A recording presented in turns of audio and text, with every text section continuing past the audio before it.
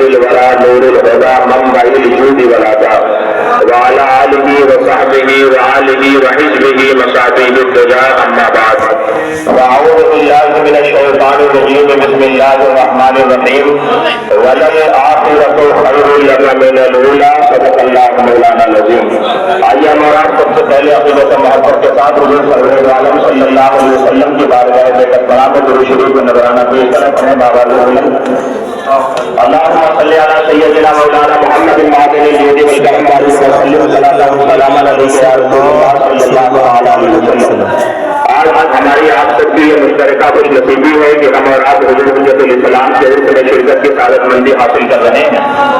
میری ایک خوش نصیبی یہ بھی ہے کہ میں اپنے اساتذہ کے سامنے لفظائی کی ضرورت کر رہا ہوں. ان کے سامنے بولنا یعنی اپنے آپ کو نکھارنے کے لیے پیش کرنا ہے کیونکہ وقت بہت تھوڑا ہے. میں اپنے احباب اور اپنے ساتھیوں کی گزارش ہے آپ کو صرف تیار کرنے کے لیے میں ایک نام لے رہا ہوں اور وہ نام دیکھتے ہیں کتنے لوگ روز کرتے ہیں کتنے لوگ سمجھتے ہیں. میں نام لیتا ہوں بہت کے دوران نام